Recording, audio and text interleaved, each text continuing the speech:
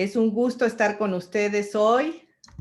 Mucho gusto de verlos a todos, de encontrarlos. Muchas gracias por aceptar estar hoy con nosotros. Pues es una celebración que hacemos muy contentos, muy alegres de estar hoy aquí celebrando 5 años del AUDIR y pues como un regalo ha sido este seminario que aceptó dar la coordinadora de humanidades, la doctora Guadalupe Valencia. Como es una celebración, les voy a pedir que me tengan un poquito de paciencia porque quisiera hacer unas breves palabras. Ya saben que los literatos por ahí lo de las palabras es un vicio, pero quisiera hacer unas breves palabras antes del seminario y le he pedido permiso a la coordinadora para que pueda decir estas palabras de agradecimiento y después dar a continuación, comenzar con este hermoso seminario que tenemos hoy aquí. Entonces, sin más, quisiera decirles, ¿no? Bienvenidos a todos y todas. Quisiera darle la bienvenida de modo personal, pues es un placer que nos acompañen aquí hoy, quienes con su apoyo han permitido al AUDIR crecer desde ser un decreto hasta ser hoy una entidad en consolidación con casi un edificio. Me disculpo de antemano para quienes nos escuchan si soy prolija en estos agradecimientos.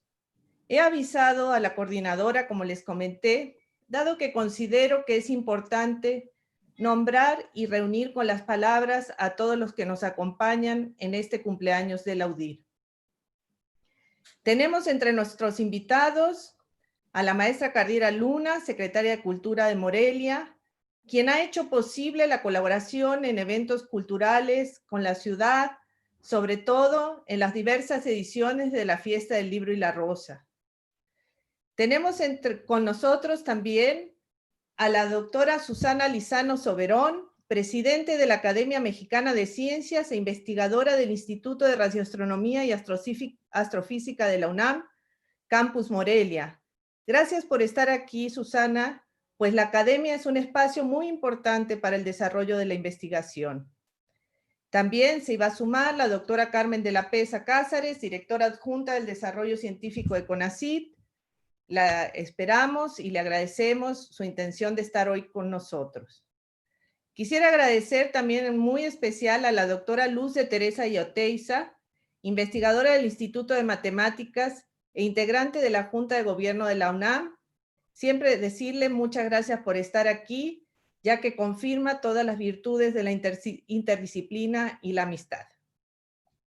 Teníamos también entre nosotros al doctor Ken Oyama Nakagawa, secretario de Desarrollo Institucional de la UNAM, a quien le agradecemos por todo el apoyo a lo largo de todos los años para el fortalecimiento de la entidad y de todos sus eventos.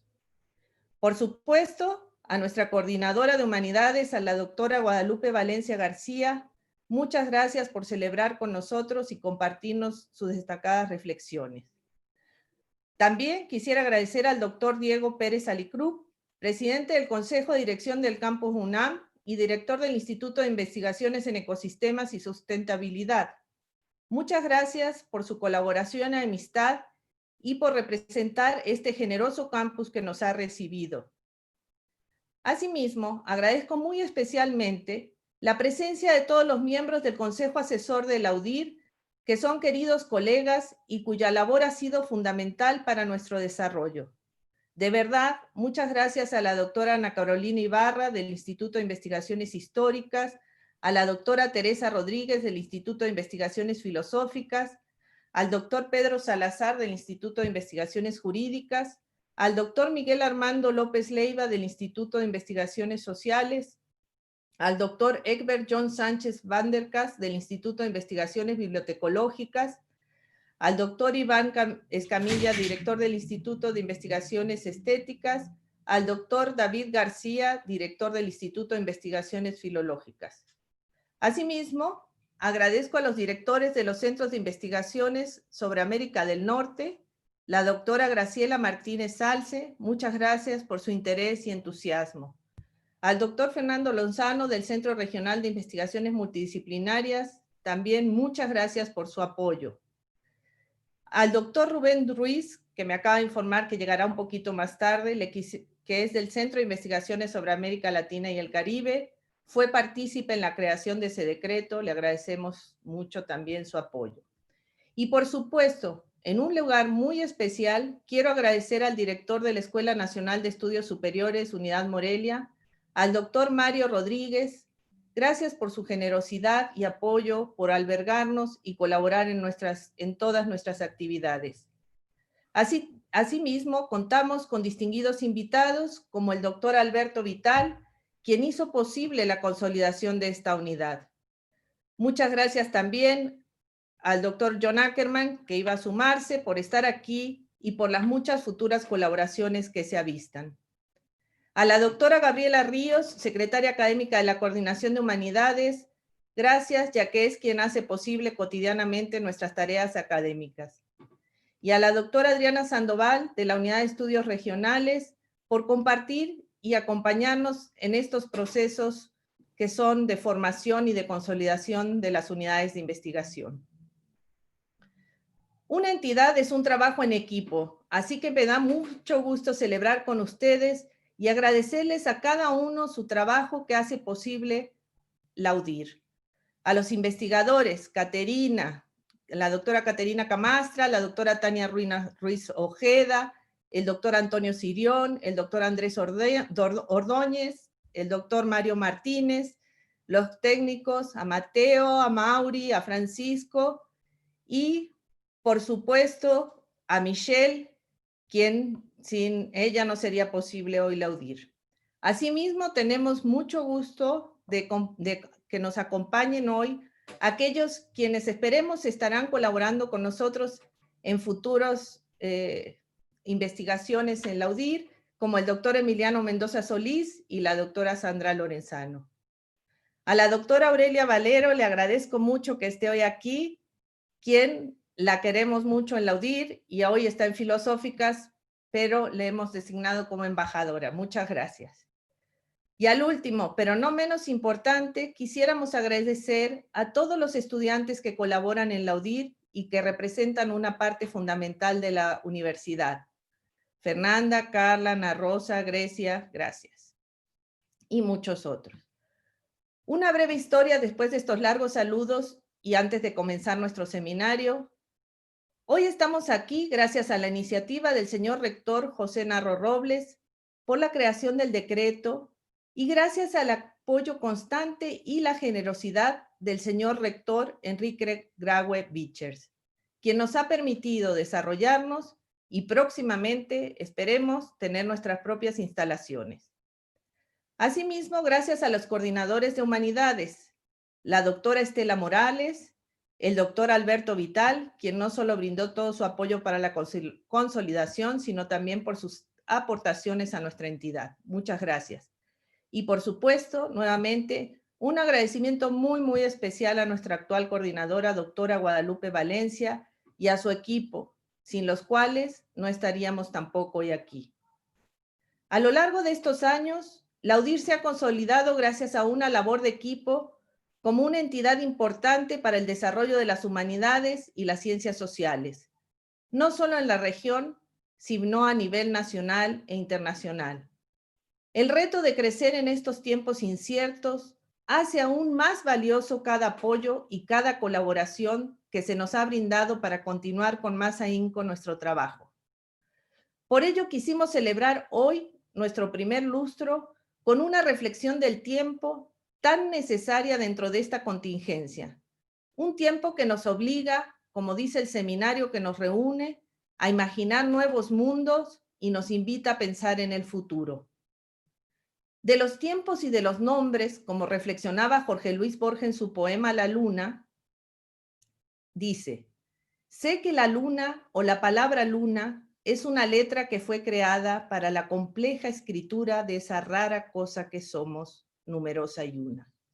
Es uno de los símbolos que al hombre da el hado o el azar para que un día de exaltación gloriosa o de agonía pueda escribir su verdadero nombre.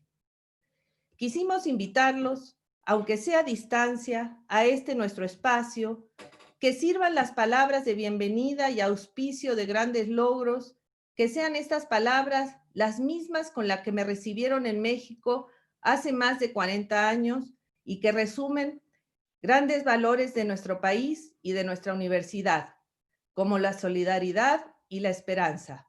Bienvenidos, esta es su casa. Gracias. Y gracias a los que nos escuchan, y antes de dar palabra a la doctora Valencia, me gustaría que el doctor Mario Martínez, coordinador del seminario, leyera una breve semblanza para aquellos que nos ven y escuchan por YouTube y Facebook. Muchas gracias, Mariana, por tan bella presentación y bienvenida. Saludo y agradezco la presencia de nuestras autoridades, de nuestros colegas y también de la gente que nos acompaña a través del canal de YouTube de la unidad. Antes de darle la palabra a la doctora Valencia, voy a leer una breve semblanza sobre su trayectoria.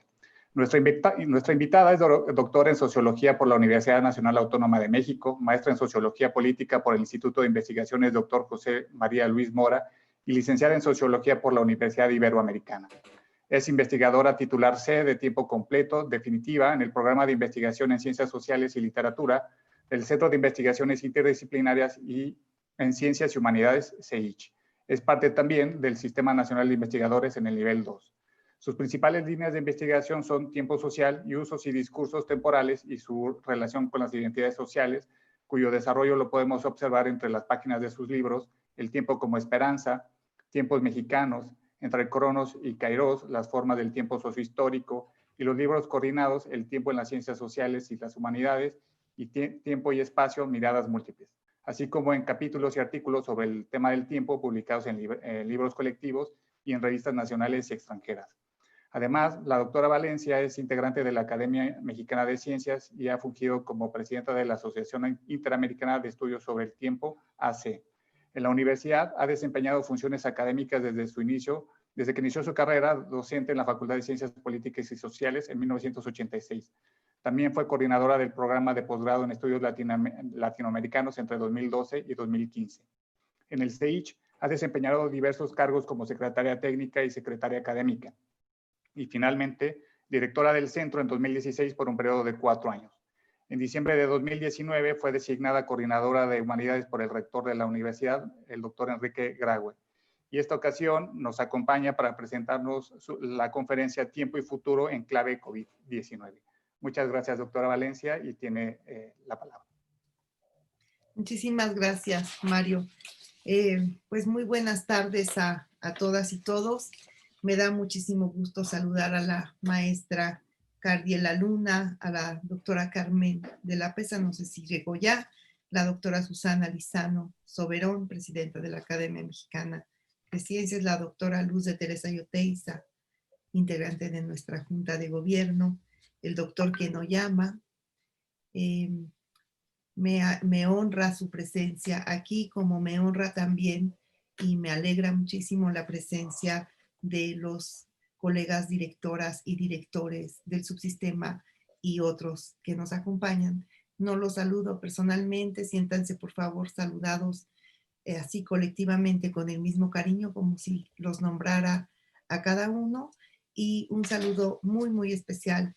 Esto sí, me lo permiten, que lo personalice al doctor Alberto Vital, de quien tanto he aprendido y a quien agradezco mucho por estar aquí. Y bueno, yo quiero agradecer a la Unidad de Investigación sobre Representaciones Culturales y Sociales y a su directora Mariana Macera por esta invitación tan afectiva, además tan afectuosa. Y bueno, me alegra celebrar los primeros 5 años, que muy pronto serán 15, 25 y cuando menos lo piensen serán 50 de celebración de esta unidad que se encarga y lo hace muy bien de estudiar las representaciones culturales y sociales que hacen, digamos, que son el sustento de nuestras formas de organización social en el mundo y en todos los mundos que conocemos.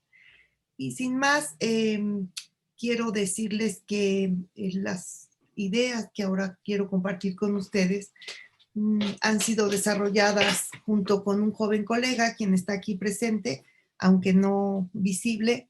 Es un joven investigador que acaba de ingresar al CEICH, Raúl Contreras, antropólogo del tiempo, y me he beneficiado mucho de tenerlo como interlocutor y ahora de que seamos coautores, cómplices y que estemos desarrollando juntos un pequeño librito. Algunas ideas aquí las adelanto para nuestra colección Cartas desde una pandemia, y una carta también que voy a tomar, también algunos apuntes que tengo en esta carta que inicié yo y le dirijo a Raúl.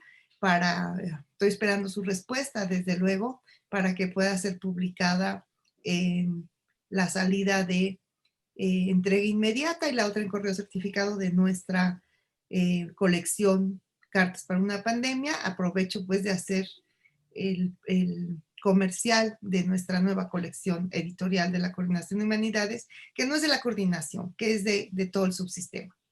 Y bueno, para mí, aunque ya es costumbre, pues no deja de sorprenderme comunicarme por esta vía, viajando por el espacio y el tiempo para llegar hasta Morelia, a donde yo debería estar hoy celebrando esto, pero ya estaré en cuanto el tiempo sea propicio, hablando de tiempo.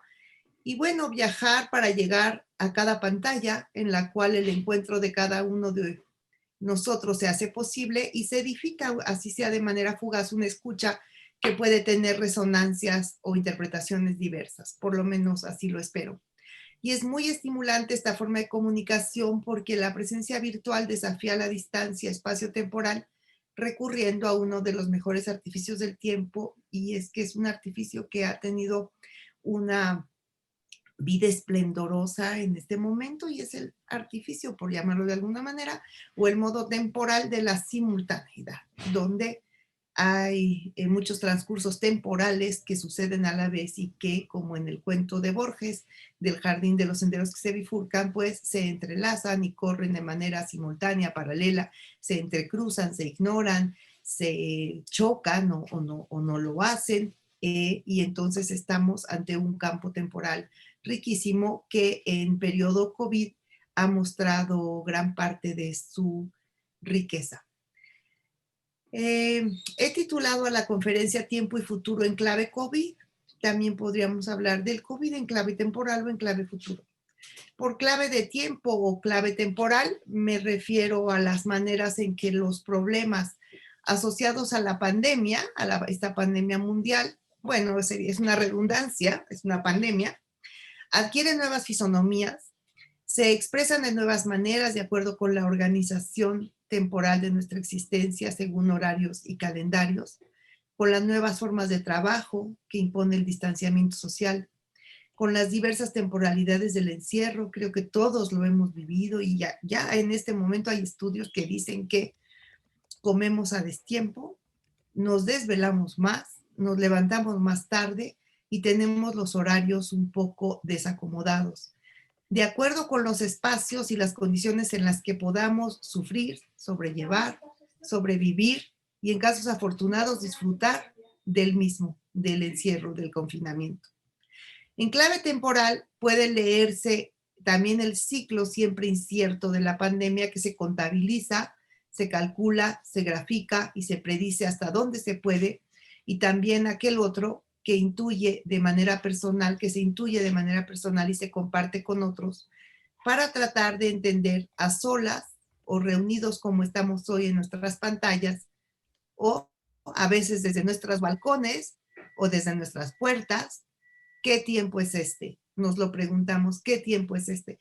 Y todos coincidimos en que es un tiempo por demás extraño, inédito, algo que no conocíamos, que no esperábamos y que ha trastocado lo que los sociólogos del tiempo llaman el encaje temporal de la existencia. Esto es la organización de nuestras formas de relación, que son siempre formas sujetas a horarios, calendarios y rutinas que nos permiten de alguna manera cierto hilamiento temporal de nuestra existencia social.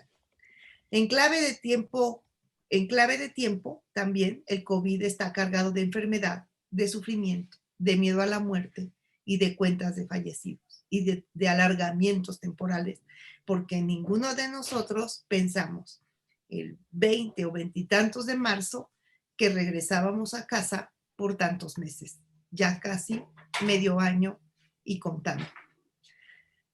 Por clave COVID, me refiero a un conjunto de experiencias individuales o grupales que necesariamente tienen como referente social, tienen un referente social como experiencia compartida.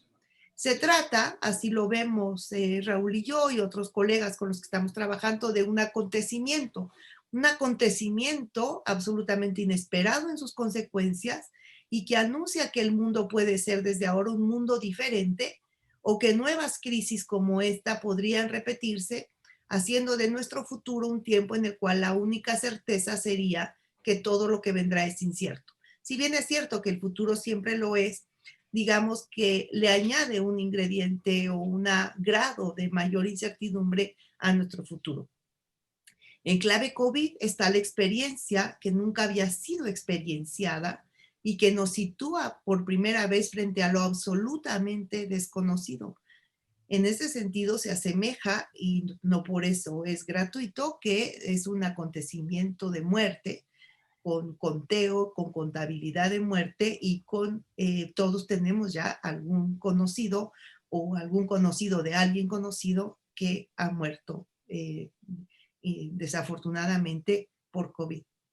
Lo absolutamente inexperienciable como la muerte, que es lo único que no podemos experienciar la muerte ajena, por eso la soledad de los moribundos a la que se refería Norbert Elias, pero es tan inexperienciable y tan inexplicable a veces como la misma muerte. El tiempo puede ser visto en clave COVID porque la pandemia que nos ha alcanzado permea de cabo a rabo todos los órdenes y todas las dimensiones de nuestra existencia. Y como nuestra existencia, todos lo sabemos muy bien, es temporal, entonces todo lo que acontece, lo que hacemos, la manera en que lo hacemos y lo que ya no podemos hacer o lo que ya no debemos hacer, lo que no está permitido hacer está mediado por nuevos tiempos, los tiempos que impone la pandemia. Tan es así que hoy las ciencias sociales y las humanidades están pensando en los problemas mundiales y nacionales que trae la pandemia y repensándose a partir de la pandemia. La salud, los sistemas sanitarios, la migración, la educación, la vivienda, el uso del espacio, los derechos sociales, la economía, la movilidad, la violencia de género y muchos otros temas están hoy pensándose en clave COVID. Pero también se está pensando en la sustentabilidad, en el cambio climático, en la racionalidad moderna, en las transformaciones que necesariamente traerá el COVID a nuestras vidas y también con esperanza en las posibilidades de transformación para que no haya regreso a una normalidad que no solo ya no era posible, sino tampoco era deseable. Y en este sentido, y yo creo que aquí con muchos colegas compartimos un asombro, creo que optimista, positivo, porque nos hemos mostrado como disciplinas absolutamente vivas, críticas, responsables, que hemos trabajado de manera muy coordinada, muy productivamente en todas nuestras comunidades para dar cuenta de lo que está pasando o para retomar nuestros temas desde este nuevo aparador, desde esta nueva mirada, con esta nueva lente que es la pandemia. El COVID, insisto, que puede ser visto en clave temporal y entonces todas las aristas posibles para analizar el problema pueden ser enriquecidas si las pensamos desde las herramientas teóricas que nos ofrecen la sociología y la antropología del tiempo, tanto como las reflexiones filosóficas y humanísticas sobre el problema del tiempo. Era evidente que los primeros que iban a hablar sobre la pandemia eran los virólogos, los epidemiólogos de la propia UNAM, y que muy pronto iban a salir los economistas, los historiadores a hacer las historias de las pestes y de pandemias de siglos anteriores. Pero a nivel mundial, los primeros resultados que tuvimos como libros colectivos fueron de los filósofos, que con interpretaciones que podemos más o menos coincidir con ellas, que nos pueden parecer más o menos afortunadas, desafortunadas, polémicas, estaban allí muy pronto. La sopa de Wuhan y los libros de Zizek, y muy pronto estaban las reflexiones de filósofos, de humanistas, de artistas, desde luego, estaban ya allí muy, muy temprano. Y bueno, hablando de tiempo, y dado que no voy a poder agotar en este tiempo disponible todas las aristas y dimensiones del binomio tiempo-pandemia, voy apenas a mostrar algunas tensiones entre experiencia y expectativa, entre secuencia y simultaneidad, entre el antes y el ahora, entre el pasado y el futuro, que se expresan en algo que tentativamente podemos llamar, o hemos llamado con Raúl, malestar temporal. Estamos viviendo en un malestar temporal. El COVID llegó con el año 2020 como una tragedia lejana que seguramente viajaría y llegaría, y llegó. Y todos lo recordamos, ¿no? Ver en la tele la noticia de Wuhan y el mercado y el encierro y China allá, y muy pronto fue declarada pandemia por la Organización Mundial de la Salud el 11 de marzo y desató una crisis global de consecuencias todavía inacabadas e insospechadas. Con toda su invisible crueldad y su secuela de sufrimiento y muerte, nos obligó a lavarnos las manos, a menudo, a limpiar todo lo que tocábamos, luego a quedarnos en casa y después a cambiar nuestras formas de hacer, de vivir, de pensar, de sentir. Se trata de un acontecimiento mundo, por primera vez tiene alcances globales de esta magnitud. Lo sabe muy bien, desde luego, Ana Carolina Ibarra y otros historiadores. La peste negra, originada en Asia Central, se extendió a Europa y mató a unas 100 millones de personas en dicho continente en el siglo XIV. La duración del contagio se extendió por 4 años, de 1347 al 1351. La pandemia actual comenzó al iniciar el 2020, apenas en enero, y en abril estaba presente en prácticamente todos los países del globo. Nunca antes una pandemia se había extendido por la geografía mundial tan rápidamente. Nunca antes se había tenido tanta información ni sobreinformación. Nunca, nunca antes. Estamos frente a un acontecimiento, así lo creemos, porque hay una brutal disociación entre experiencia y expectativa. El pasado se vio interrumpido y las secuencias previsibles de un presente más o menos conocido fueron cortadas abruptamente. Se rompieron los horizontes temporales, se creó un nuevo tiempo para el cual no había narrativa preexistente y las que hay deben reeditarse.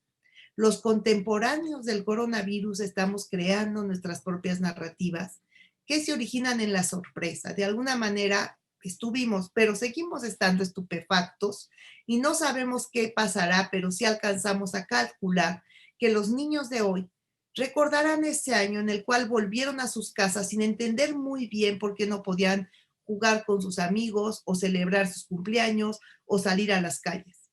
Y aquellos que recordarán como época de vacas flacas, esa en la que perdieron sus empleos, sus formas de ganarse la vida o algún ser querido a quien dirán después, se lo llevó el coronavirus y ni velorio pudieron hacerle. Es necesario apuntar que el concepto de acontecimiento está a su vez lleno de interrogantes y que su densidad no acaba de resolverse en las discusiones académicas. Sin embargo, podemos apuntar que de modo general entendemos al acontecimiento con Beck, el del Colegio de México, se me fue su nombre ahora, pero ese Beck, el mexicano, esa ocurrencia única y singular que marca un antes y un después en el flujo de la historia, Humberto Beck.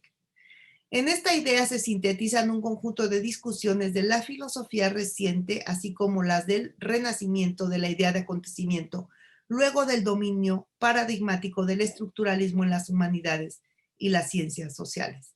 Ensayando una síntesis de varias perspectivas sobre la noción de acontecimiento, podemos apuntar que este es planteado como el acontecer singular en que se condensa lo heterogéneo, provocando la saturación del sentido, que es asimismo la suspensión del sentido.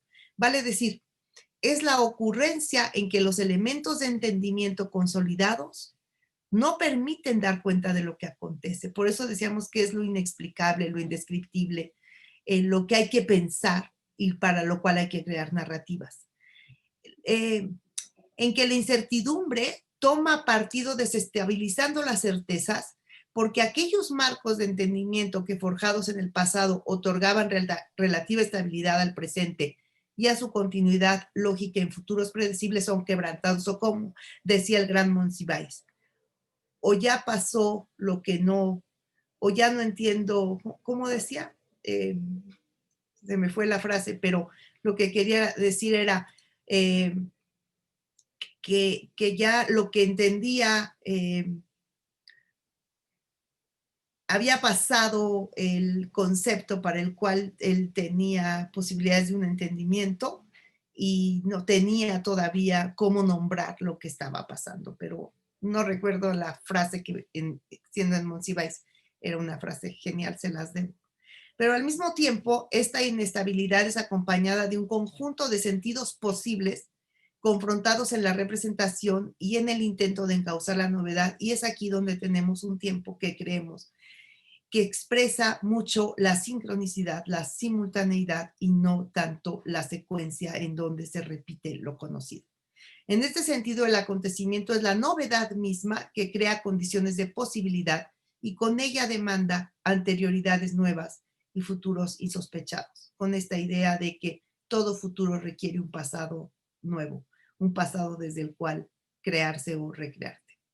Como dice Claude Romano, acontecimiento es comienzo radical que al no estar prefigurado por ningún posible, reconfigura imprevisiblemente lo posible en y por su surgimiento. En otras palabras, puede ser entendido el acontecimiento, y en este caso el COVID o la pandemia, como resultado y comienzo, como desenlace y como abertura de los posibles. Adquiere relevancia en este punto la noción de Deleuze, según la cual lo posible no preexiste, es creado por el acontecimiento. Es algo que hace aparecer cierta posibilidad que era invisible o incluso impensable.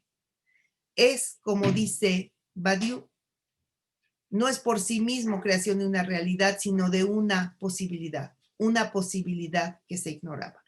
Y lo podemos ver, la pandemia no abre la posibilidad de la vacuna solamente, o de las vacunas, o de la lucha por el reparto, por la distribución de las vacunas.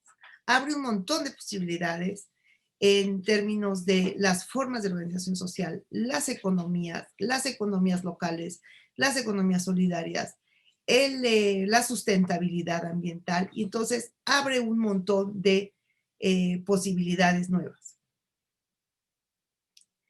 Acontecimiento es también, esta vez considerando la dualidad bajo la cual define al tiempo histórico Koselleck, ya saben, entre experiencia, esta tensión entre experiencia y expectativa, la alteración de los ritmos temporales que instauran nuevas temporalidades y permite nuevas formas de tensión entre campos de experiencias y horizontes de expectativas, en el sentido en el que el advenimiento de lo nuevo exige una reelaboración de las formas en que se representó el pasado de cara al futuro, y que con dicho advenir se empieza a perfilar, se empieza a dibujar. El encaje temporal que resulta de una organización social que atiende horarios y calendarios ha sido tremendamente violentado para obligarnos a trabajar cuando podemos hacerlo atrás de una pantalla para cumplir con el famoso home office. Si bien es cierto que el trabajo ya invadía los espacios privados, hoy los espacios privados son asimilados casi completamente por los ritmos, secuencias, necesidades y exigencias laborales, y también por ello es un acontecimiento porque rompe con los ritmos cotidianos de nuestras temporalidades. Incluso los niños son exigidos para realizar tareas de aprendizaje en casa, pero el home office pertenece a una minoría de la población. Los menos afortunados no tienen más pantallas que las ventanas de sus viviendas, a veces precarias, y no pueden guardarse o lo hacen sufriendo las consecuencias de no poder ganarse el pan de cada día. Y nos parece increíble, pero es cierto, muchos de nuestros estudiantes carecen de pantallas o tienen una pantalla, que es la pantalla de la televisión, y si tienen otra en casa, la tienen que compartir. Tuvimos apenas la semana pasada la premiación de un concurso que organizó Gaby Ríos con su equipo de chicos que se dedican a jóvenes en la coordinación. Y dimos los premios y uno de los chicos ganadores que estuvo en la premiación y habló como todos los chicos que ganaron, dijo que quería agradecer mucho a la persona que está aquí junto a mí, dijo que era su novia, evidentemente, porque sin tener yo computadora, ni tablet, ni celular, me prestó su celular para hacer el videíto y con ese videíto ganó el concurso. Y ahí nos dimos cuenta de que en verdad no todo mundo tiene posibilidades ni de home office, ni de pantalla, pero algunos su creatividad es realmente notable y utilizan el teléfono de alguien más para poder realizar algo creativo. El concurso se llamó Quédate, era sobre quédate en casa, pero a mí me conmovió muchísimo ver cómo el ganador usó el celular de su novia y esa era la pantalla que él usó para hacer un producto ganador.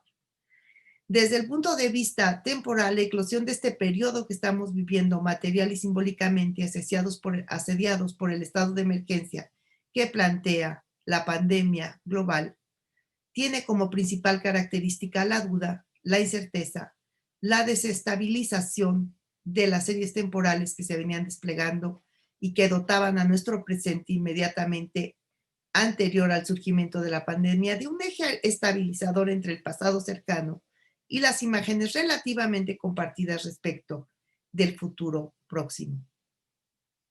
Si bien el riesgo desde hace muchos años era parte de nuestra cotidianidad, su cara era la debacle ambiental, su cara más visible, más cercana. Y su tiempo final era inminente para los científicos, pero más dilatado para muchos grupos sociales. Hoy el riesgo apareció y lo hizo sin rostro.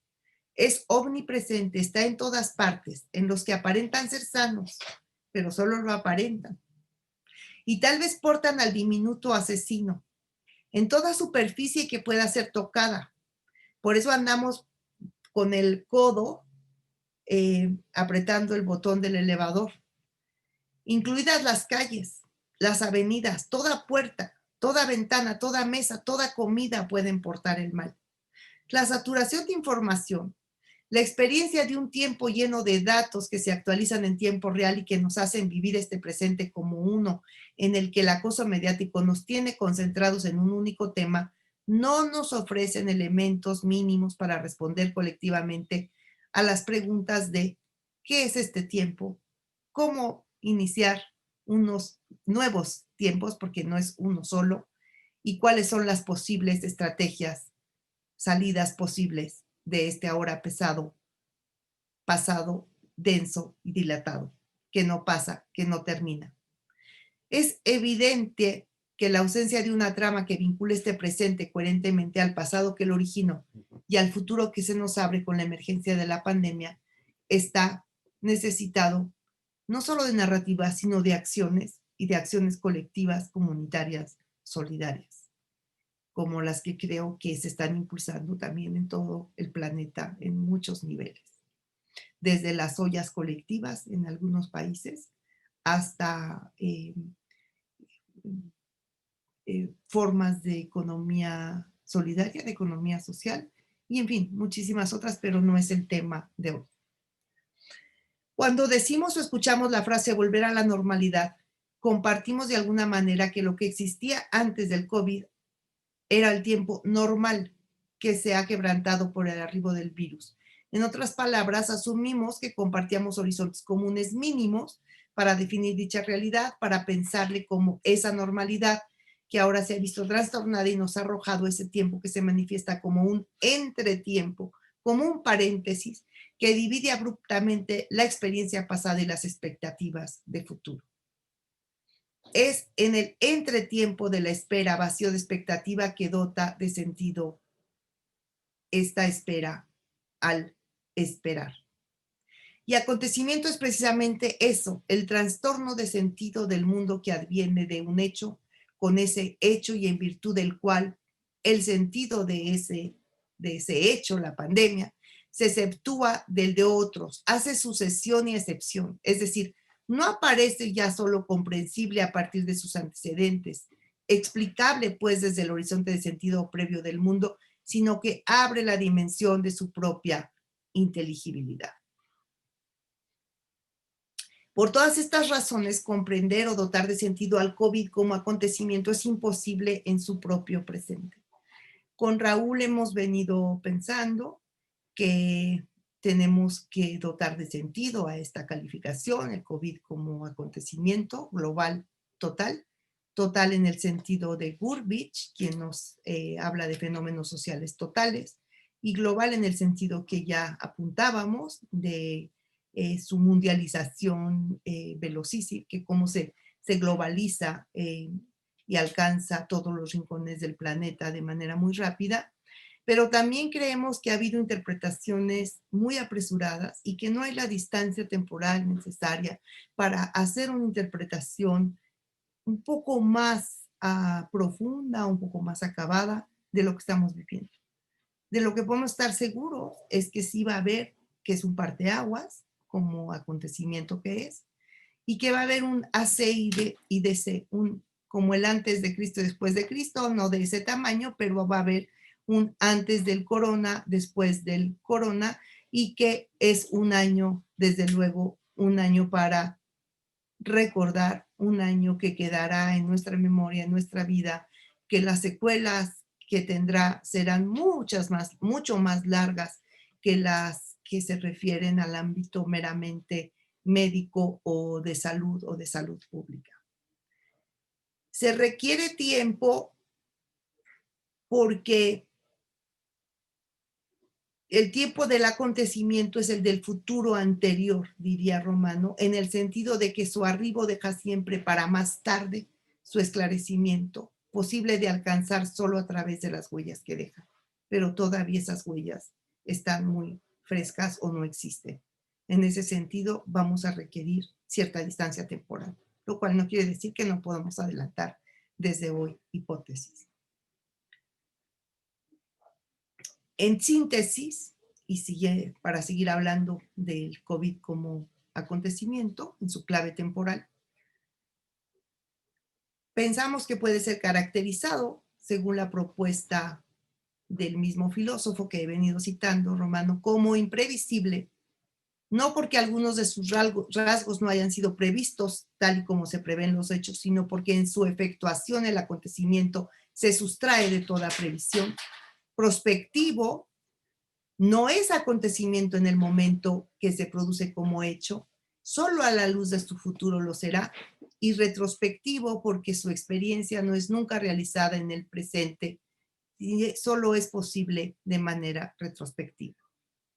El nivel prospectivo también nos es imposible. Podemos especular, como se hace todos los días en la prensa y como lo hacen los especialistas de todas las áreas, respecto del futuro del mundo por venir y de qué manera ese futuro confirmará que el primer semestre del 2020 marcó un punto de inflexión en la historia venidera. El mundo que hoy se configura, tanto a nivel económico como a nivel político, y de las relaciones geopolíticas marcadas por el endurecimiento de las fronteras nacionales y el regreso a nociones antes obsolescentes de soberanía, ha dado mucha tela para las reflexiones contemporáneas. Al calor de los sucesos, algunas de estas reflexiones se adelantan a entregar el certificado de función al neoliberalismo y más optimistas aún al propio capitalismo. Otras, más mesuradas, se apresuran a entregar el certificado de resurrección al keynesianismo para dotar de un nuevo tubo de oxígeno al estado de bienestar en retirada en casi todo el mundo antes de la pandemia. Mientras tanto, las más pesimistas observan el nacimiento de un nuevo tipo de totalitarismo en el mundo que hoy se configura. Esta variedad de posibles no agotan los horizontes de posibilidad que este acontecimiento pueda abrir. Mariana, ¿cómo voy de tiempo? Bien, bien. ¿Sí? Estamos bien de tiempo. Bueno, Eso se puede decir en este seminario con mucho gusto. Estamos bien de tiempo. qué bueno que estemos bien. Aún tenemos un poco de tiempo.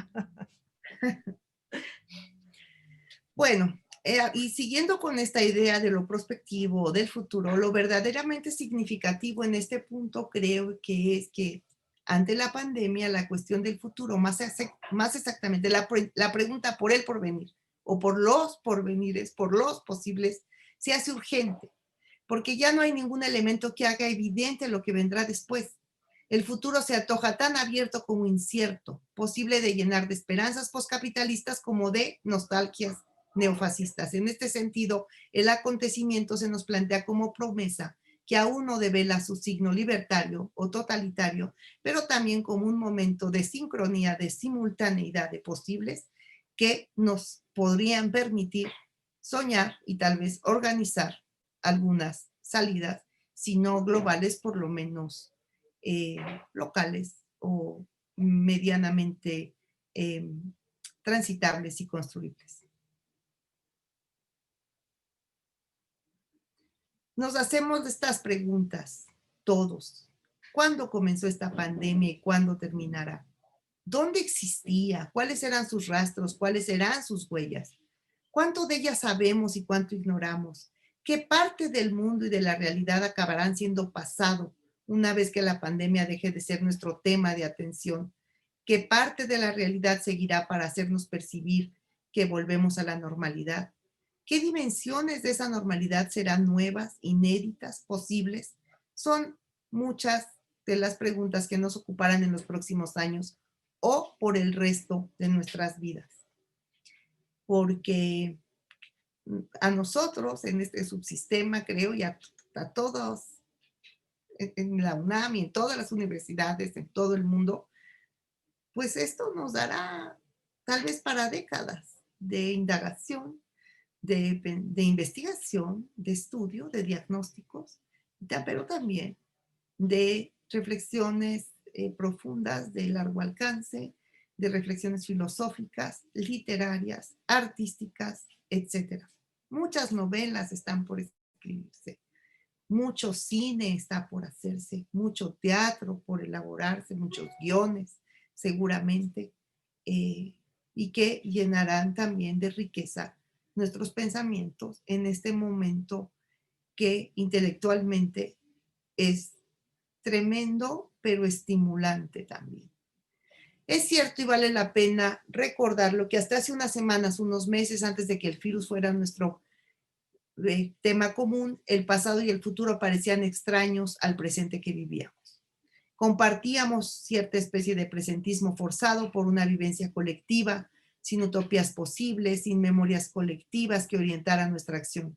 Es cierto también que nos regocijábamos en lecturas distópicas sobre el porvenir para una humanidad que caminaba como procesión de ciegos hacia las tenues luces de desilusión que escamoteaban entre las largas sombras que el futuro proyectaba en nuestro presente. ¿Cuál es la diferencia entonces entre aquel presente pasado y el presente que ahora experimentamos? ¿Acaso todas estas narrativas sobre el fin de los tiempos no nos ayudaron a superar la aversión psicológica, a considerar la idea de nuestro fin? Sabíamos, o por lo menos podíamos repetir como dictado de frases aprendidas, que el mundo estaba al borde del colapso. Lo sabíamos. Que nuestro nivel de consumo estaba asfixiando al planeta y su capacidad de carga, y que el desprecio por la vida en esta forma de capitalismo que se aferraba a su último hálito devastador nos precipitaba al fin. Los científicos de la Tierra y de las ciencias de la materia y de la vida hablaban ya de cuántos grados, poquísimos faltaban, y de cuántos años, pocas décadas para la debacle final. Lo podíamos leer en las revistas científicas. Pero hoy, una gota de saliva es el fantasma que recorre Europa y el mundo entero. Una gota de saliva es la que puede derramar el vaso de las aguas de un mundo ya hacía tiempo agitadas. Una gota de saliva que se mueve por el planeta haciendo realidad el sueño de la globalización. Ni el cierre de fronteras, ni el más soberano de los estados soberanos le pueden impedir el paso. Y esa gota nos enfrenta a nuestra más radical aversión al fin, en el tiempo real de la hiperconexión global.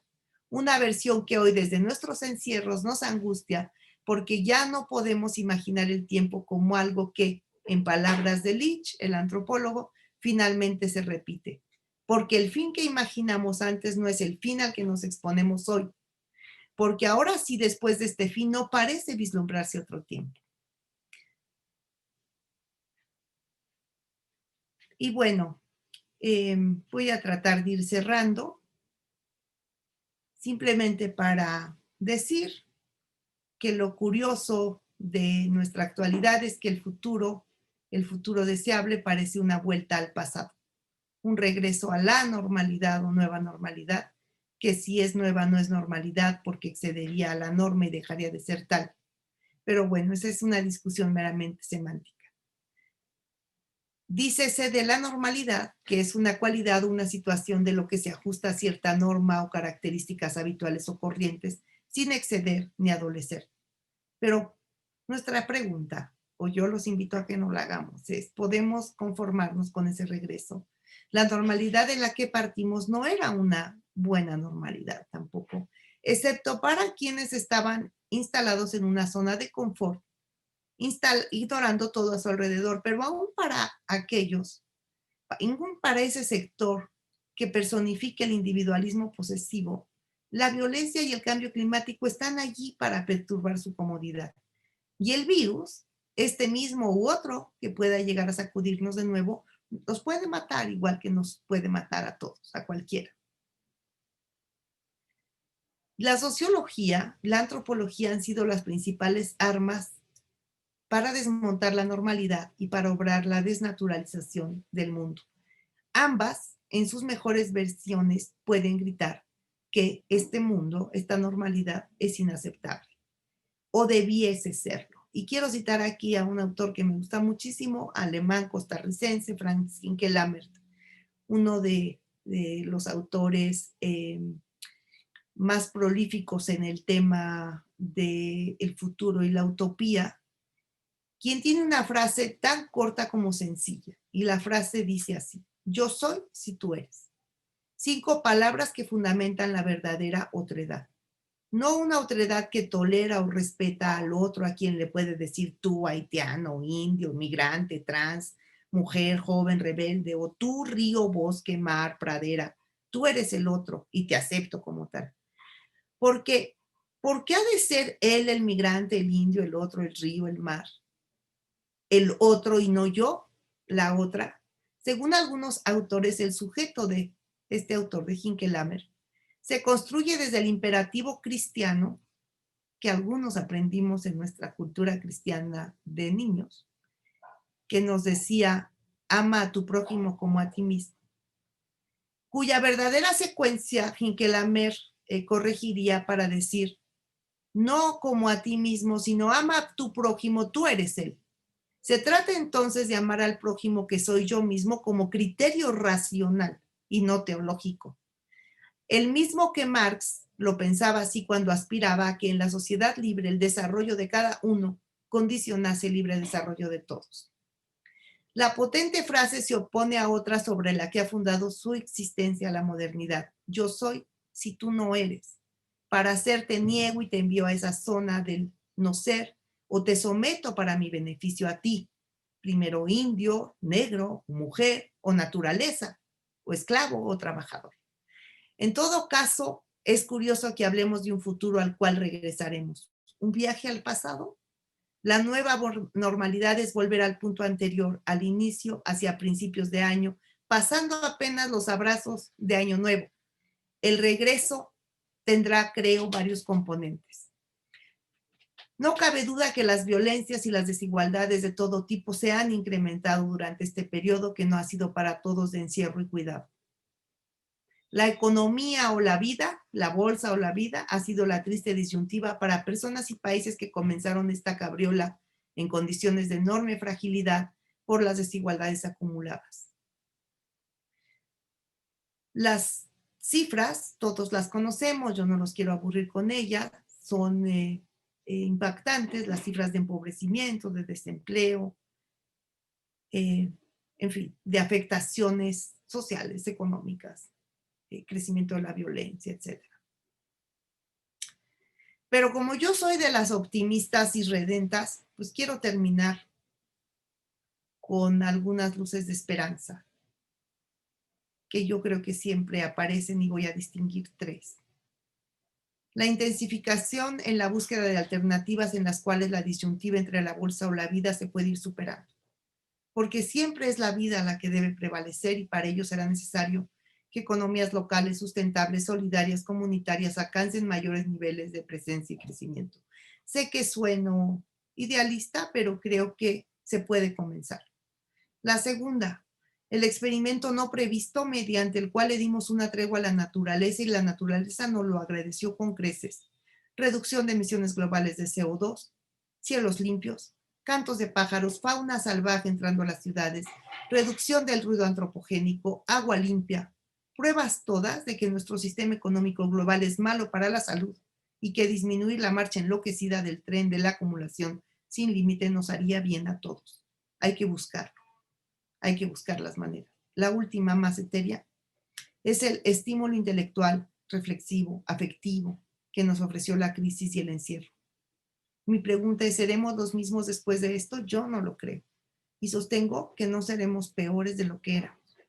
Regresaremos a un futuro cargados de una dura experiencia y de un porvenir incierto. Seremos un poco más solidarios, tal vez, más humanos, tal vez, más responsables. Las crisis siempre son buenas, nos mueven de lugar, nos muestran camino.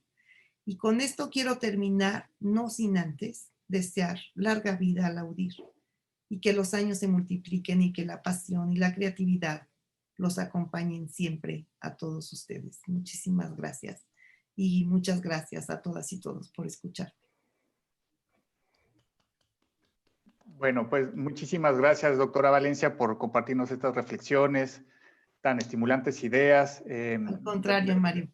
De pronto, al menos yo me encasillo en este tiempo dilatado, en tiempo de encierro, donde el hogar que tanto ansiamos cuando estábamos en la vieja normalidad se vuelve estrecho y acotado, como aquella descripción de Boris Vian en La espuma de los días, cuando la pareja cae enferma, que cada vez el hogar se hace más pequeño y más pequeño y más pequeño. Pero cierto es que escuchar estas últimas reflexiones tan optimistas nos hacen pensar en que lo podemos hacer diferente y que nuestro espacio puede ser mucho más disfrutable, más habitable, más rico. Quedan algunos minutos y si nos permite abrimos el espacio para que quienes nos acompañan aquí en esta sala de Zoom o quienes nos siguen en el canal de YouTube puedan expresar alguna inquietud o compartirnos alguna reflexión. Con Yo mucho solo gusto, quería gracias, decir Mario. una cosita de agradecimiento a Guadalupe por tan importante reflexión y también por sus grandes deseos.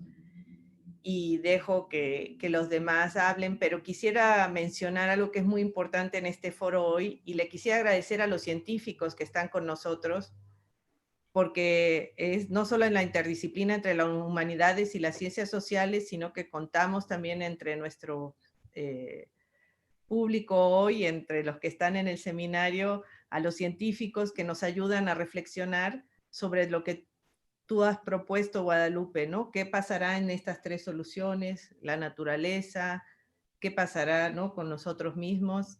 Y bueno, invitarlos a que todos participen. Gracias y perdón por la interrupción. No.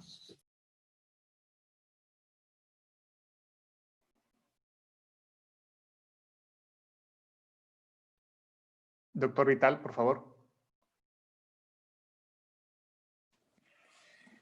Muy rápidamente, únicamente para felicitar a la doctora Guadalupe Valencia por esta exposición, esta conferencia, que es también una defensa de las humanidades y de las ciencias sociales, justamente en la interdisciplina, como lo acaba de decir Mariana.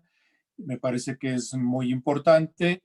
Deja muchos temas para reflexionar y también suscribo el final como un final, después de todo el análisis realista, de todos modos un final con expectativas optimistas, razonablemente optimistas.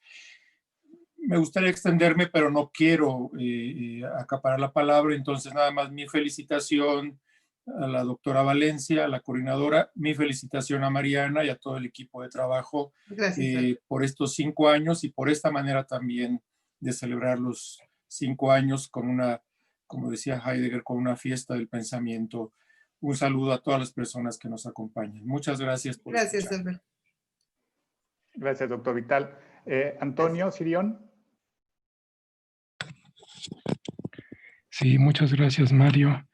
Y muchísimas gracias a la doctora Valencia por esta riquísima reflexión que nos vamos a tomar un tiempo, no sé de qué tipo de tiempo, en asimilar bien.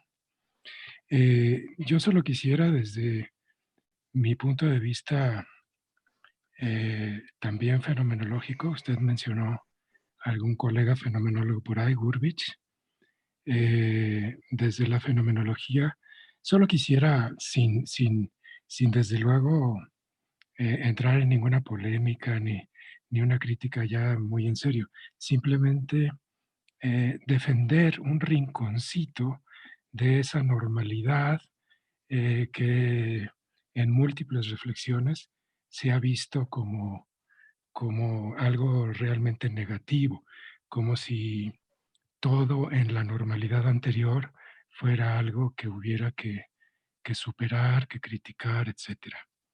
Desde luego que esta anormalidad, que ya va durando muchos meses, nos ha dado mucho para reflexionar desde el principio acerca de la normalidad en la que estábamos antes y su contraste con esta anormalidad.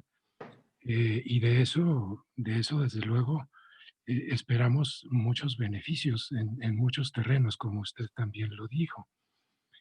Yo solo me permito una muy simple matización, casi una matización de filosofía fenomenológica y existencial muy simple, pero creo que no se debe olvidar. Yo creo que hay que distinguir. Hay un nivel o una dimensión de la normalidad que no solo es irrenunciable, sino que es parte de nuestra actitud y de nuestra forma natural de vivir y de convivir. Esa normalidad, el poder estar en el mismo espacio que otros, hablando, tocándonos, abrazándonos, convivir con otros comiendo, convivir con otros caminando, trabajando, etcétera, etcétera.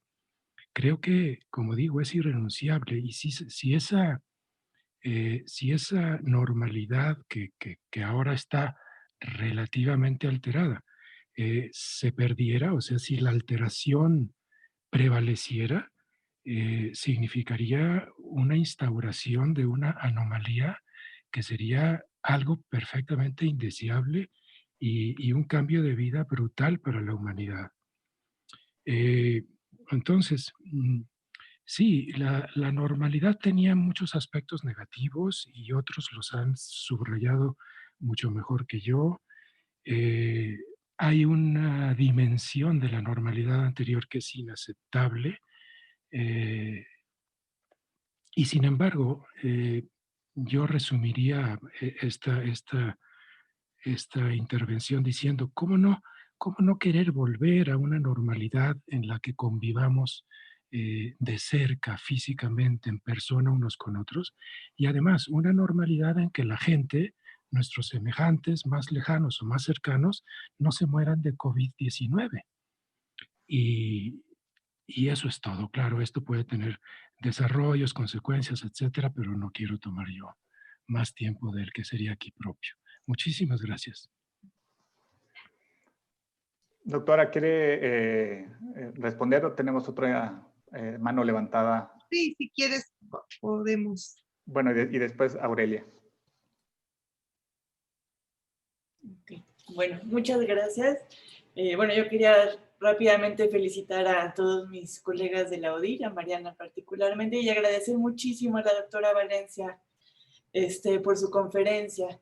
Yo tengo una pregunta sobre lo que nos acaba de presentar. Le voy a tratar de expresar muy brevemente y tiene que ver con la posibilidad, bueno, mi pregunta, o sea, consiste en inquirir si el COVID lo que ha puesto de manifiesto es un tiempo social mucho más uniforme a lo largo y ancho del mundo, o si por el contrario lo que muestra es una fragmentación de los tiempos individuales, en la medida en que ha acentuado, digamos, las situaciones previas a la condición de pandemia. ¿Y cómo puede esto reflexionarse desde un enfoque como el que usted nos propone desde la sociología?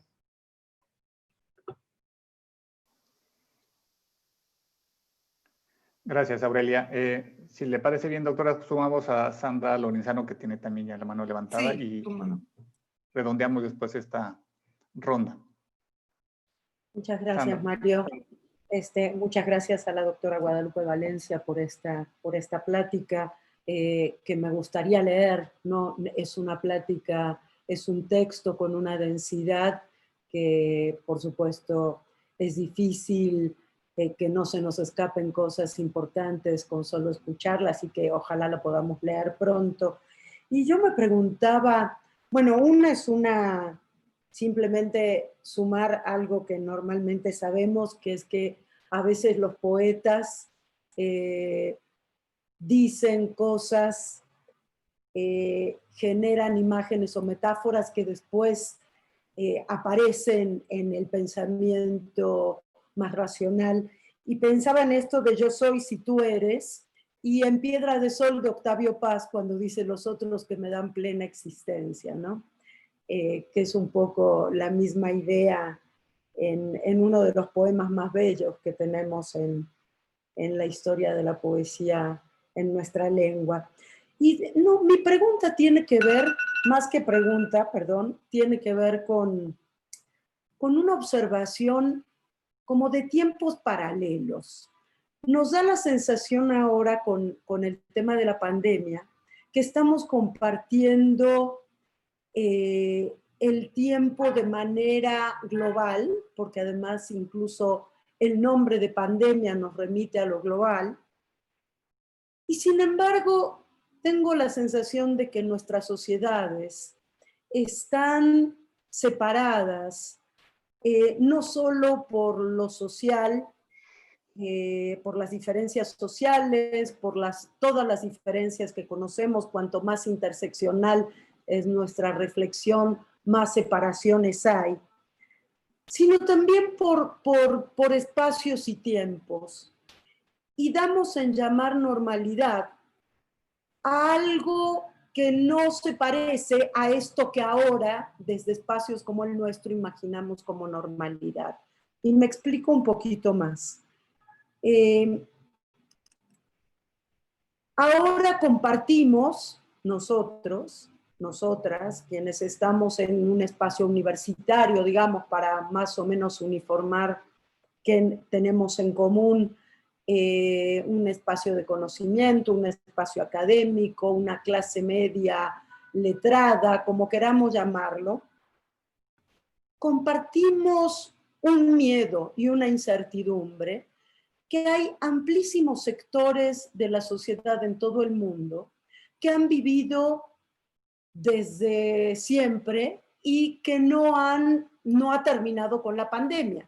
Digamos, hemos pasado de estos espacios y tiempos paralelos a compartir aquello que nos creíamos a salvo y que no pensábamos que íbamos a compartir nunca. Siempre eran los otros, ¿no?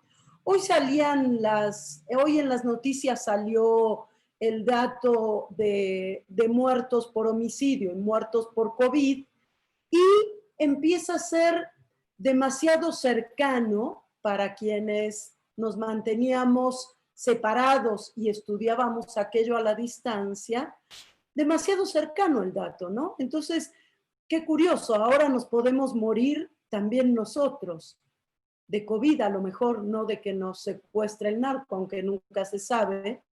Y creo que esto también genera un temor a perder privilegios, realmente siempre son precarios, endebles, pero que queremos creer muy firmes. Simplemente eso, es una observación porque sí, me parece que la precariedad y la inseguridad y el miedo que traen consigo nos han invadido también a nosotros, y no solo a nosotros, sino a sectores que ni siquiera veían lo que pasaba alrededor, ¿no? O que no les interesaba verlo. Simplemente eso, y muchísimas gracias, Guadalupe, por tu texto, por tu conferencia. Al contrario.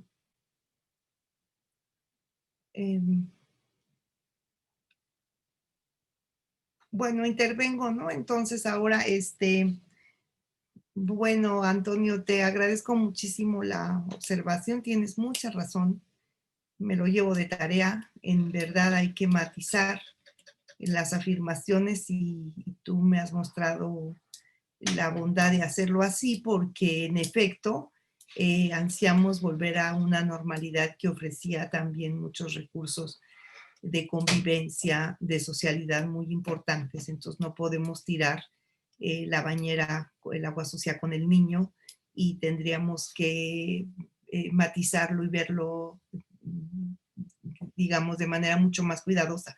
Te doy la razón. Y gracias por compartir la cita que se me fue, que decía, decía Monsiváis, y a mí se me fue, realmente ya no entiendo lo que está pasando o ya pasó lo que estaba entendiendo. Es como cuando uno quiere contar un chiste y se le olvida a la mitad, pero muchas gracias, en efecto.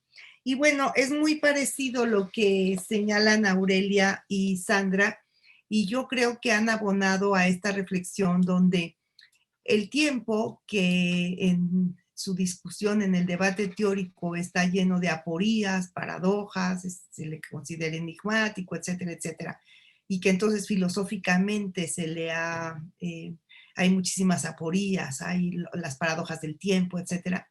Hoy lo tenemos como para darle contenido histórico, empírico, a esto del tiempo como algo para una dimensión paradojal. Yo creo que siempre lo ha sido, pero en este momento tenemos muchos elementos para mirar por lo menos la paradoja de una coetaneidad como la que no habíamos concebido, porque quiero pensar que aún las comunidades alejadas, en muchos lugares del mundo donde no haya ni un caso COVID, ni un infectado, ni un muerto, sufrirán o ya están sufriendo las consecuencias económicas, sociales, de violencia, las consecuencias de lo que son los efectos, y ahora no son colaterales, sino directamente efectos que caen como una cascada de lo que significa el encierro y las afectaciones económicas, sociales, políticas que derivan de ello. En ese sentido,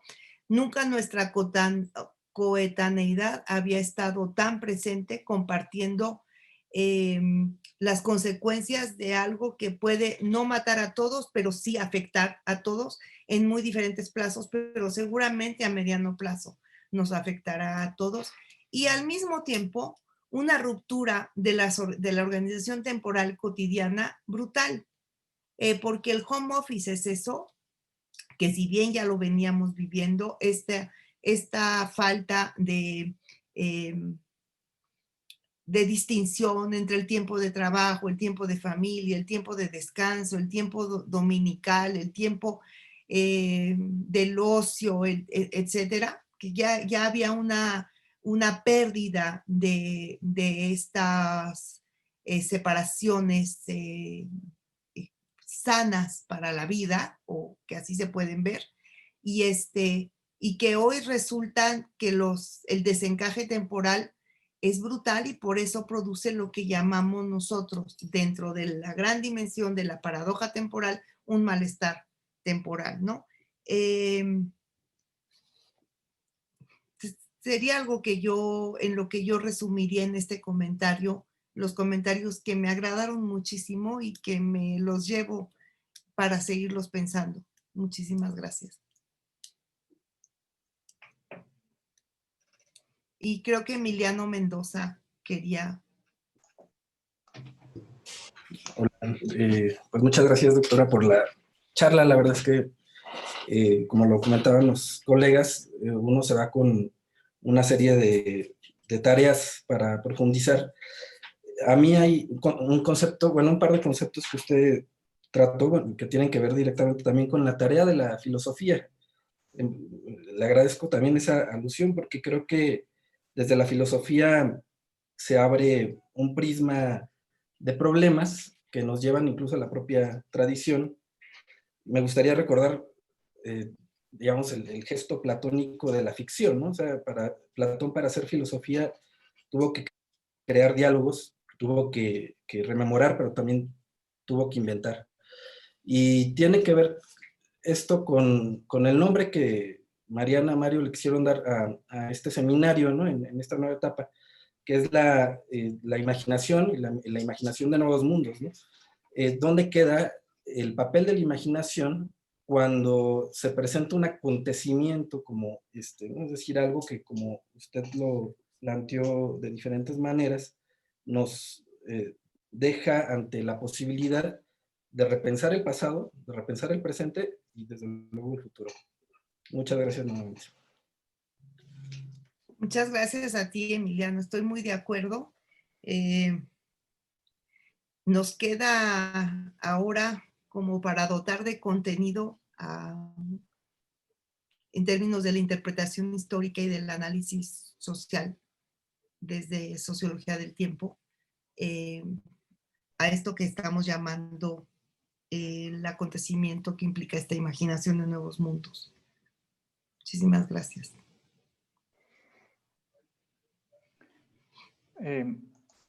¿Alguien más que quiera participar? Diego. Bueno, pues muchísimas gracias. Yo quisiera también agradecer a la doctora Valencia por sus palabras. Quisiera agradecer muchísimo a Mariana por la invitación y por la oportunidad de que este ecólogo de plantas que ha estado leyendo anillos de crecimiento en árboles por los últimos 10 años y tratar de entender los regímenes de fuegos, pues pueda participar en un seminario que tiene que ver más con las áreas sociales. Entonces, agradezco muchísimo la invitación y no nada más les lo agradezco, lo celebro. Gracias y ojalá que podamos... Al contrario, Diego, muchísimas gracias. ¿Y por qué lo digo? Pues bueno, porque justamente la razón de ser de mi estudio de anillos de crecimiento en árboles es para entender dentro de mi disciplina, que es la ecología vegetal, el tiempo. Muchas veces tenemos el dicho en español, si las piedras hablaran. Pues yo lo que trato de hacer es que los árboles hablen. Tratar de entender cómo ha cambiado el clima y cómo han sido los diferentes regímenes de fuegos a través del tiempo y cómo podemos entender todo eso a partir de los anillos de crecimiento. Bueno, pues yo creo que sería bueno tratar de enlazar algunos de los elementos de nuestro léxico cotidiano académico. Decir que en ecología hablamos de efectos primarios y efectos secundarios. Entonces, y también hablamos de la diferencia entre un disturbio y una perturbación. Un disturbio es cuando tenemos un proceso y entonces el disturbio llega y lo modifica. Entonces tenemos un tiempo en el que puede ser que regresemos a la condición original o puede ser que ya no regresemos a la condición original. Y en tiempos evolutivos esto es fundamental porque nos permite entender cosas como las extinciones, pero también cosas interesantísimas como la aparición de nuevas especies. Entonces la nueva realidad a la que nos enfrentaremos después de este disturbio ciertamente no va a ser igual. Vamos a ver cuánto tiempo nos lleva como sociedad regresar a una condición con la que nos sintamos cómodos. Pero me parece que el disturbio fue de tal magnitud que no podemos pensar que al corto tiempo sea igual. Me parece fundamental también hablar de la imaginación, porque la imaginación es fundamental para pensar en experimentos. Si nosotros no podemos imaginar escenarios alternativos, no podemos pensar en el experimento concreto que nos permite evaluar hipótesis. Y justamente es un experimento que posiblemente estaba en la cabeza de muchos ecólogos, pero que difícilmente nos atrevíamos a poner sobre la mesa. ¿Qué pasa si artificialmente disminuimos la densidad de la población en las calles y obligamos a que la gente se quede en casa? Por supuesto, suena a un experimento muy poco ético, pero hubo un virus que lo hizo por nosotros. Y me parece que lo que hemos aprendido es algo que nosotros podemos aprovechar por el bien de la humanidad. Es algo que podemos dar recomendaciones concretas. ¿Qué pasa si en lugar de ir 5 días a mi sitio de trabajo, permanezco en casa 2 y reduzco mi huella de carbón y trato de comunicarme por vía remota sin extrañar los abrazos y los besos de mis colegas, pero sabiendo que puedo reducir el número de contactos personales y con eso reduzco el impacto que nuestra huella como especie, como Homo sapiens, de acuerdo, estamos teniendo sobre el resto del planeta? Y por último, también quiero agradecer muchísimo la reflexión optimista del final. Decía un botánico de Estados Unidos, el doctor Peter Reiban, que el pesimismo no es útil ni como estrategia ni como actitud. Me parece que tenemos que entender que estos retos a los que nos enfrentamos, pues hay que aprovechar esa experiencia. Nadie más la había tenido. Ahora nosotros estamos enfrente de ella. Tratemos de aprender y de como universidad hacer lo mejor posible de este aprendizaje. Nuevamente, doctora Valencia, le agradezco muchísimo la oportunidad. Mariana, a ti también. Al contrario, Diego, al contrario, estoy interesada en conocer tu trabajo, después nos pondremos de acuerdo, porque justo los sociólogos, los antropólogos, los historiadores nos nutrimos de metáforas prestadas y algunas pueden ser bien afortunadas. Hay un autor que seguro lo conocen los colegas historiadores, como Ana Carolina Koselleck, que tiene un libro que se llama Los estratos del tiempo, una metáfora geológica fabulosa para mirar el tiempo ya no solo como línea horizontal, sino en términos de la memoria, en términos de un tiempo que se hunde en el pasado. Entonces, bueno, los anillos de los troncos pueden ser también una metáfora muy afortunada, como son las constelaciones, para tratar de imaginar la sincronicidad temporal, o como pueden ser, algún autor, Lefebvre, por ejemplo, habla de los ritmos sociales y lo hace partiendo o tomando como ejemplo las olas en las orillas del mar, las pequeñas olas, los movimientos del agua que generan esas bellísimas olitas, y lo asemeja a los ritmos sociales. Entonces, creo que tenemos muchísimo que aprender y desde luego este experimento pues no fue planeado, pero ha sido muy aleccionador para todos, no solo, yo creo que no solo para ustedes, ¿no? Sino para todos los que sepamos realmente ponderar sus consecuencias. Muchísimas gracias por tu intervención. Pues muchas gracias, doctora Valencia. Antes de darle la palabra a Mariana para que cierre esta sesión de aniversario del seminario, me permito agradecerle a quienes nos acompañan o nos han acompañado en el canal de YouTube y hacerle partícipe también, doctora Valencia, de las felicitaciones de parte de Bere Guevara, Guadalupe Ramos García, Paola Herrera Rocha, Coco Gutiérrez Magallanes, Antonio Serra, Inés de la Luz. Muchísimas gracias por acompañarnos en esta sesión. Y de mi parte agradecerle especialmente su charla, agradecer también la presencia de todos los compañeros, de los colegas, de las autoridades, y sin más, Mariana, me gustaría darte la palabra para que cierres esta sesión del seminario.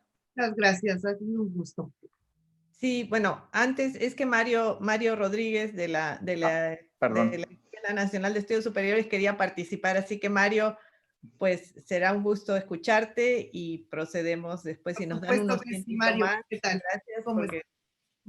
Claro que sí, gracias. Gracias, doctora Valencia. La verdad es que la plática estuvo muy, muy interesante y creo que yo me quedo con esta frase última que comentaba usted, sobre pues que las crisis mueven de alguna manera del lugar, ¿no? Y me parece que en esta manera de pensar, creo que también desde la parte a la que nos dedicamos nosotros en la astrofísica o en las ciencias espaciales particularmente, muchas veces creo que tratamos a veces de entender o tratamos de entender los fenómenos que observamos, por ejemplo, en las estrellas, en los objetos, precisamente en nuestro Sol, pero es tampoco el tiempo que estamos aquí como seres humanos en este planeta, que la verdad la escala espacio-temporal, digamos, en términos de lo que astronómicamente es nuestro universo, pues es muy pequeña, ¿no? Entonces, creemos a veces entender cierta parte del comportamiento, por ejemplo, de nuestra estrella, que es la estrella más estudiada, por supuesto. Sin embargo, pues aún nuestra estrella no la logramos comprender a fondo todavía, por ejemplo, en cómo se comporta el ciclo, por ejemplo, el ciclo más marcado de cada 11 años de variabilidad, digamos, en términos de este ciclo, digamos, que nos da la estrella. Entonces, me parece que en ese contexto también creo que se puede entender un poco la situación de la pandemia, ¿no? Es decir, esta situación que comentaba un poco, cómo tratar de buscar justamente pues una manera de describirlo, de entenderlo, entender el fenómeno desde diferentes puntos de vista, pero también de alguna manera creo que nos hace entender y nos hace afrontar a nosotros que nos hace falta mucho todavía por investigar. Entonces yo le agradezco muchísimo, me gustó muchísimo la plática, felicito muchísimo al Audir por estos 5 años y pues muchas gracias por todo. Al contrario, muchísimas gracias. Bueno, ahora sí, pues yo quisiera agradecerle muchísimo a Guadalupe Valencia. Realmente es un regocijo poder y un reto, ¿no? La reflexión que hace sobre el tiempo es una invitación a hablar, a dialogar, a pensar, ¿no? Es lo que decías al final, ¿no? ¿Qué nos dejará esto, este estímulo intelectual, esta reflexión? Y yo creo que los que estamos aquí es una muestra, ¿no?, de esta necesidad de reflexionar desde los dos lados, ¿no? Las humanidades, las ciencias sociales y las ciencias son las dos caras de una misma moneda, ¿no? Estamos frente a una realidad que el reto es tratar de comprenderla, de reflexionar y bueno, a mí me gusta pensar, por supuesto, llevando agua a mi molino, ¿no?, que son las palabras las que nos permiten expresarnos y unirnos, las lenguas, ¿no? Aquí todas las lenguas que nos pueden dar su conocimiento, su sonoridad, su tiempo, ¿no? Cada lengua tiene también su tiempo.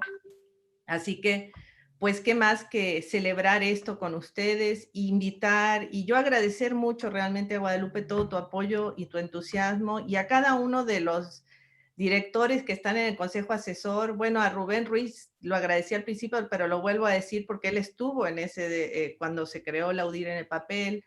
Lo vuelvo a decir para John, porque le decía a John Ackerman, muchas gracias por estar para las futuras colaboraciones.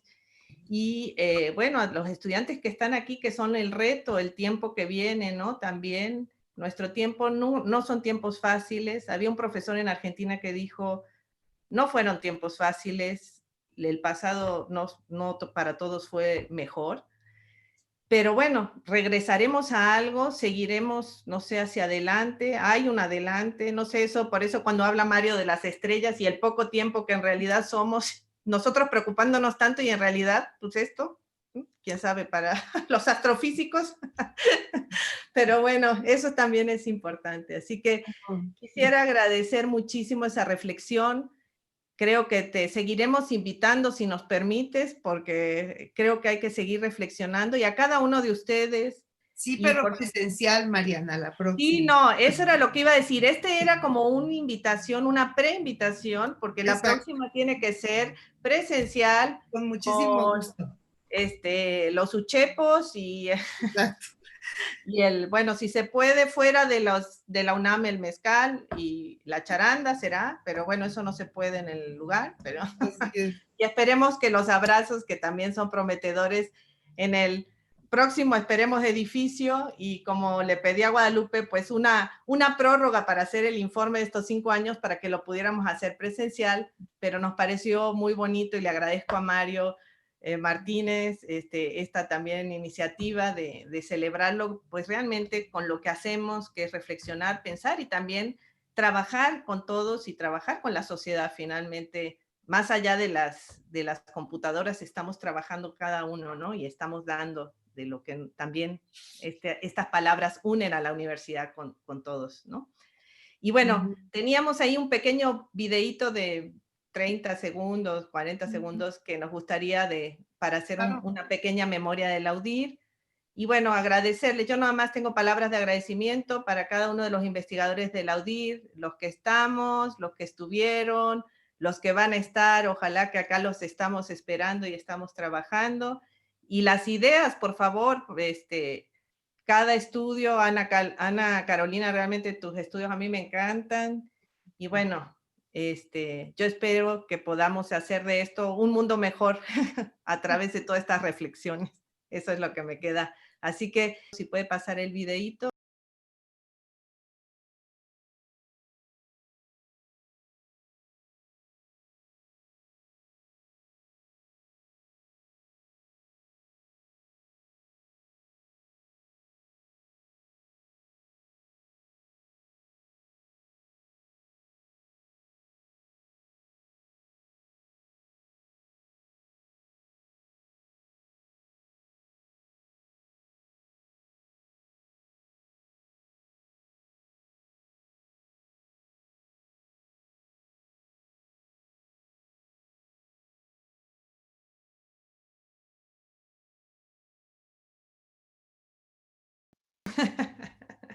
Muchas gracias a todos y los esperamos prontamente por aquí.